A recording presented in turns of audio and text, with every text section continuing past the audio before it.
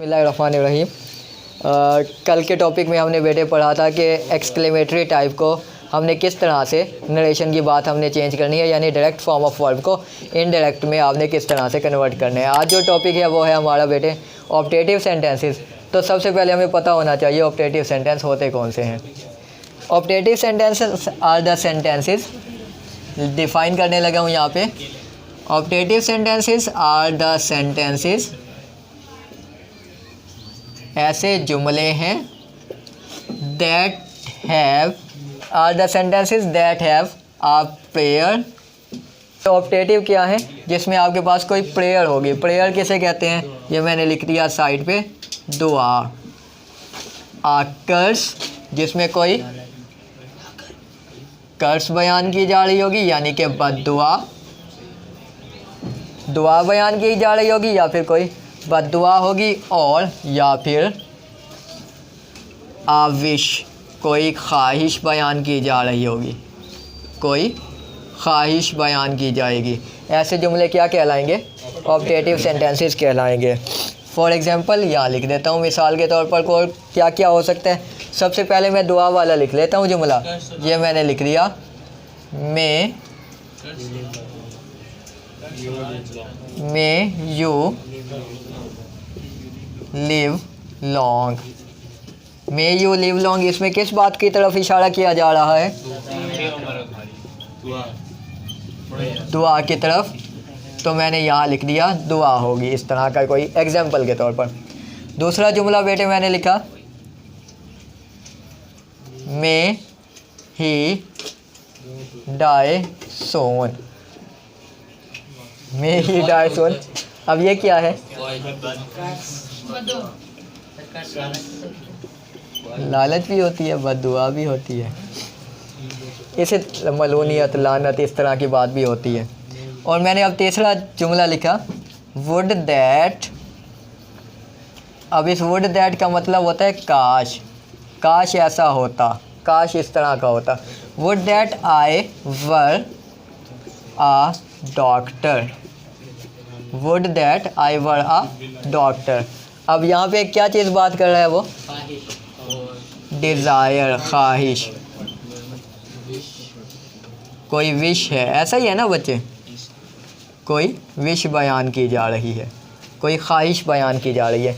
ये तो तीनों टाइप्स हो गई ऑप्टेटिव सेंटेंस की। अब इस ऑप्टेटिव सेंटेंस को आपने कन्वर्ट कैसे करना है इनडायरेक्ट में, उसके कुछ असूल पढ़ लेते हैं। सबसे पहले मैं यहाँ लिखने लगा हूँ रूल्स, इसके असूल।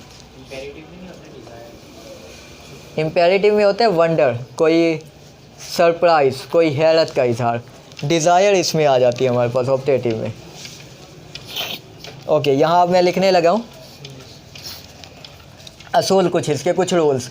हमने सबसे पहली बात क्या करनी होती है? से या से टू, अगर प्रेजेंट है तो। अगर प्रेजेंट है तो आपने कन्वर्ट करना होता है से या से टू को, या सेड टू को। ऐसा ही है ना? अगर पास्ट है तो, प्रेजेंट है या पास्ट है, आपने सबसे पहले इसे चेंज करना होता है। तो इसी हवाले से ही चेंज करने लगा हूँ। आपको अगर कॉन्टेक्स्ट में प्रेयर नज़र आ रही है तो आप लिखोगे ही प्रेड। यहाँ चूँकि सेज था तो मैंने प्रे लिखा, अगर वहाँ एस लगा हुआ है तो आप यहाँ एस भी लगा लेंगे, प्रेज लिख लेंगे। वहाँ अगर सेज है तो आप यहाँ पे भी प्रेज लिख लेंगे। सेट टू को आपने किस में कन्वर्ट करना है? Praise for. प्रे या प्रेज फॉर। टू की जगह पे आपने क्या यूज़ किया? फॉर। और आपने अगर प्रे सिंपल, से सिंपल था तो प्रे सिंपल लिख दिया। अगर प्रे सेज था तो आपने इधर भी एस का इजाफा कर दिया। सेट की जगह पे लिखने लगा हूँ वही वाली बात, पेड या प्रेड फॉर।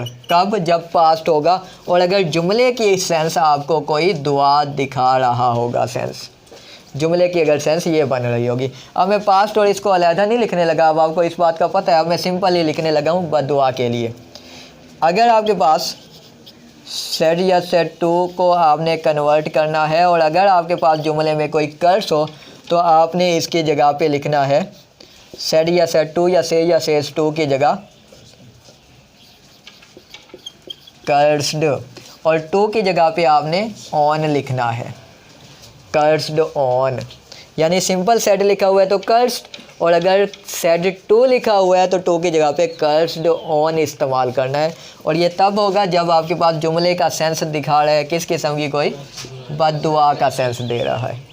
सर अगर से हो फिर कर्स होगा, से होगा तो कर्स होगा। ओके है ये। अगर सिंपल से लिखा हुआ है तो कर्स लिख देंगे, अगर सेज लिखा हुआ है तो कर्सिज लिख लेंगे, यानी कि जिस तरह का वो टेंस है उसी तरह का टेंस यहाँ भी चेंज कर देंगे। अब आ गया मैं तीसरी टाइप जो कि ख्वाहिश की थी, तो यहाँ मैंने लिखा अगर आपके पास जुमले में सेड या सेड टू को आपने कन्वर्ट करना है, अगर ख्वाहिश बयान की गई है तो आपने सेड या सेड टू को या से टू को आपने जो बदलना है वो विश्ड है लफ्ज़, यानी सेड टू है फिर भी विश, सेड है सिर्फ फिर भी विश, यानी अब प्रेपोजिशन यहाँ पे इस्तेमाल नहीं होगी। जैसे वो हमारे पास हुआ था सेड टू को हमने टोल्ड में बदला था, यहाँ भी वही चीज़ है। अगर से सिर्फ लिखा हुआ है तो आप यहाँ पे विश लिख देंगे, सेज लिखा हुआ है तो विशेज लिख लेंगे। अब हम आगे चलने लगे थे जी। हमने कहा था ख्वाहिश में विश्ड आ जाएगा। ओके, इन्वर्टेड कॉमास को हटा के तीनों टाइप में, चाहे वो प्रेयर की है, चाहे वो कर्स की है, चाहे वो डिज़ायर की है, आपने कनेक्टर जो इस्तेमाल करना है वो दैट इस्तेमाल करना है। यानी तीनों टाइप में आपने जो कॉमास को हटा के इस्तेमाल करने वाला वर्ड है वो दैट यूज़ करना है। उसके बाद हम आ गए सिर्फ और सिर्फ इस टाइप पर, डिज़ायर वाली। ऊपर वाली बातें पूरी हो गई, लेकिन डिज़ायर वाली में ना ये लफ्ज़ एक्स्ट्रा आ रहा है।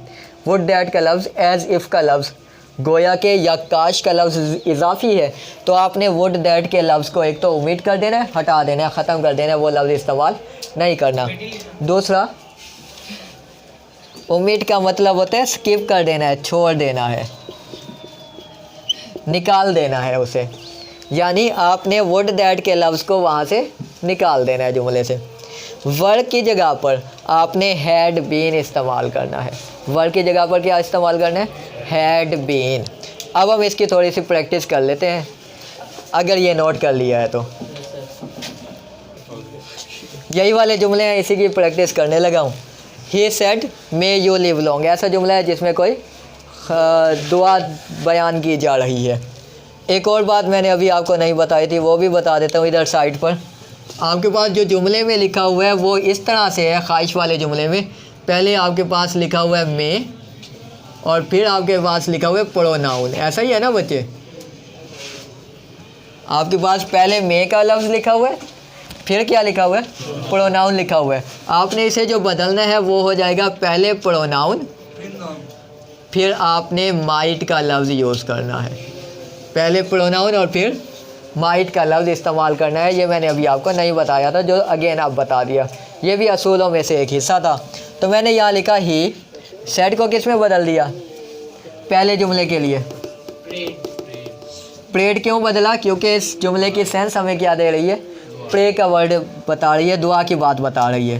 ही प्रेड, इन्वर्टेड कॉमास को हटाया, इन्वर्टेड कॉमास को हटाया, that, he prayed that. You किसके मुताबिक? आई। मे को किस में बदल दिया? Might, I might live long. अब टेंस इसलिए चेंज नहीं होगा, ये मॉडल ऑक्सिलरी है, मॉडल हेल्पिंग वर्ब है। उसके बाद हमेशा फर्स्ट फॉर्म ऑफ वर्ब आती है, मॉडल के बाद हमेशा फर्स्ट फॉर्म ऑफ वर्ब आती है ना। तो इसलिए यहाँ हमने टेंस को तब्दील नहीं किया, सिर्फ और सिर्फ रहने दिया हमने वही वाला लफ्ज़ जो था वहाँ पे। ठीक हो गया? इसे चेंज करने लगा हूँ, बताएं जल्दी से। आई सेड टू को cursed on him, inverted commas को हटाया, ही चेंज होगा? नहीं, क्यों नहीं होगा? थर्ड पर्सन है। मे को किस में बदल दिया? ही माइट डाई सून। अच्छा, डाई के सून के लिए आप देन का लफ्ज़ भी इस्तेमाल कर सकते हैं, देन। और अगर आप सून लिख देंगे तो वो भी ओके है, लेकिन हमने कन्वर्ट करनी थी ना सर्टेन वर्ड्स की, तो पहले मैंने सून को देन में कन्वर्ट कर दिया। तीसरी टाइप पे आया हूँ, ही सेड, तो लिखा मैंने विश्ड। इन्वर्टेड कॉमास को हटाया, वुड दैट के लफ्ज़ को, आई किसके मुताबिक? सब्जेक्ट क्या है? ही के यहाँ पे भी सब्जेक्टिव केस ही लिख दिया। वुड दैट ही, वर्ड को किस में? Had been. Had been, he had been a doctor, he wished that he had been a doctor. Clear है ये बात? एक एक जुमला एक और कर लें इसकी प्रैक्टिस के लिए। He said to me may you succeed in the examinations, in exams, examinations. कैसा जुमला है? Prayer. मैंने यहाँ लिख लिया प्रेयर का वर्ड। कन्वर्ट करेंगे हम। सेट टू को किस में बदलूंगा? जल्दी से बताएं बेटे। He prayed for, very good बच्चे। He prayed for me, inverted comma सकते हैं, दैट में, जहाँ भी कोई वर्ड लिखना था आई लिख दूँ, यू लिख देता हूँ।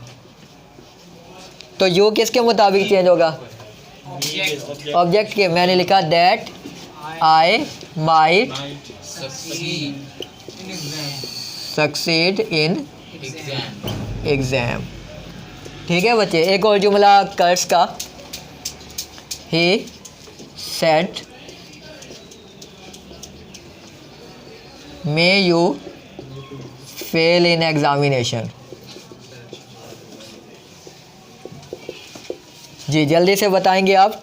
मैंने लिखा ही कर्स्ड, अब ऑन आएगा? नहीं आएगा। इन्वर्टेड कॉमास को दैट, यू को आई, मे को माइट, इन एग्जाम। जस्ट एक जुमला है, सिर्फ और सिर्फ एक जुमला है। He said to me would that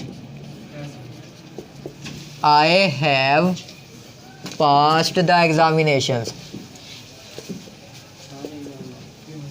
एक ही जुमले को मैंने तीनों का टाइप में लिख दिया। एक ही किस्म के जुमले को मैंने तीनों टाइप में बयान करके दिखा दिया। मैंने लिखा ही, सेट टू को किस में बदल दिया? इन्वर्टेड कॉमास को हटाया, वुड दैट को, आई को, हैज़ हैव को,